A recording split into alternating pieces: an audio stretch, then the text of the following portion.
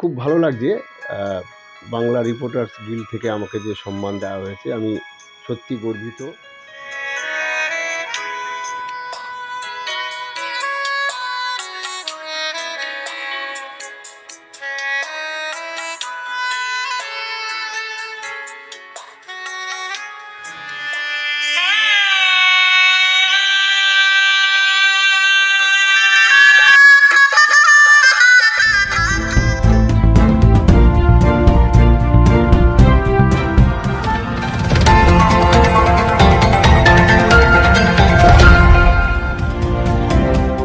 গত 17ই জানুয়ারি বেহালায় ক্যালকাটা ব্লাইন্ড স্কুলে অনুষ্ঠিত হয়ে গেল বাংলা রিপোর্টার্স গিল্ডের 26তম বর্ষপূর্তি অনুষ্ঠান। ওই দিন গুণীজন সম্বর্ধনা এবং সঙ্গীত সন্ধ্যার অনুষ্ঠানটি ছিল আকর্ষণীয়। অনুষ্ঠান মঞ্চে সমাজের বিভিন্ন স্তরের মানুষকে তাদের অবদানের জন্য বাংলা রিপোর্টার্স গিল্ডের পক্ষ থেকে স্মারক ও মানপত্র দিয়ে তাদের সম্বর্ধিত করা হয়। এই অনুষ্ঠানে বাংলার বিশিষ্ট ফুটবলার তথা মোহনবাগানের প্রাক্তন খেলোয়াড় গৌতম বড়ুয়াকে সেরা বাংলা সম্মানে সম্মানিত করা হয়। সম্বর্ধিত হন প্রবীণ সাংবাদিক তথা দুর্বার কলম পত্রিকার সম্পাদক অমর নস্কর। সংগঠনের পক্ষ থেকে সম্মান জ্ঞাপন করা হয় বিশিষ্ট সাংবাদিক অরুণ লোধ, সমীরণ দাস, বিপ্লব সেন প্রমুখ সাংবাদিকদের। এই সঙ্গেই সম্মান জানানো হয় বিশিষ্ট সমাজসেবী কৃত্তিবাস জানাকে। সম্মান জানানো হয় বিশিষ্ট জ্যোতিষী আচার্য শিবু শাস্ত্রীকে। এদিনের অনুষ্ঠানে বাংলা রিপোর্টার্স গিল্ডের কর্মকর্তা ও সদস্যদের স্মারক ও মানপত্র দিয়ে সম্মান জ্ঞাপন করা হয়।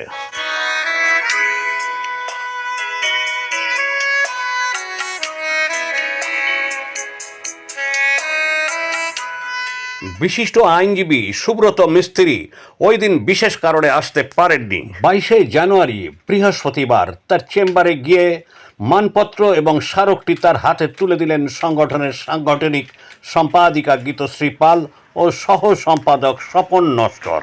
সমাজসেবায় সেরা বাংলা সম্মান 2026-এ ভূষিত করা হলো সুব্রত মিস্ত্রিকে। তারই এক ঝলক এখন দিনকাল নিউজের ক্যামেরায়। নমস্কার, আমি গীতশ্রী। এখন দিনকাল নিউজের পক্ষ থেকে আমরা চলে এসেছি অ্যাডভোকেট সুব্রত মিস্ত্রির চেম্বারে, যেটি হলো চৌরাস্তায়। ওনাকে সর্বদিক থেকে বিচার করে এবং ওনার অনেক অবদানের ওপর আমরা ভিত্তি করে ওনাকে সেরা বাংলা সম্মানে ভূষিত করেছি। ওনার কাছ থেকে জেনে নেব কিছু বক্তব্য, ওনার সম্পর্কে কিছু কথা। চলুন। নমস্কার। খুব ভালো লাগছে। বাংলা রিপোর্টার্স গিল্ড থেকে আমাকে যে সম্মান দেওয়া হয়েছে, আমি সত্যি গর্বিত যে আপনারা আমাকে সম্মান দিচ্ছেন। আমি আপনাদের কাছে চিরকৃতজ্ঞ। আসলে আইনজীবীর পাশাপাশি আমি ছোটোখাটো সমাজসেবা করি, যেটা ইতিমধ্যেই আপনারা জেনেছেন বা এর আগেও আপনারা জেনেছেন। তো সেরকম ধরুন মাধ্যমিক পরীক্ষার্থীদের আমরা চেষ্টা করছি ওই কিছু বোর্ড বা পেন্সিল বা পেন দেওয়ার জন্য, এবং এই বছরের শুরুতেই আমি কিছু শিশুদের হাতে আর কি, স্টুডেন্টদের হাতে আমি খাতা, পেন, পেন্সিলও তুলে দিয়েছি। এটা আমার একটা নৈতিক চরিত্র এবং কর্তব্য বলে মনে করি যে সমাজে বাঁচতে গেলে মানুষের জন্য কিছু করতে হবে। তো তাই আমি এইটুকু করি এবং আমার মনে হয় সবাই করেন, এবং এইভাবেই তো সমাজটা এবং দেশটা দাঁড়িয়ে আছে।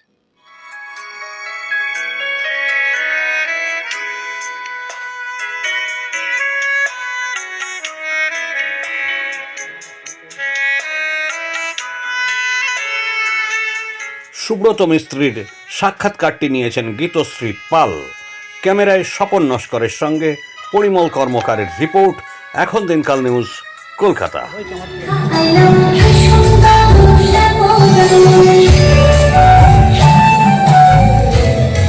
বিজুলির মতো ঝুলে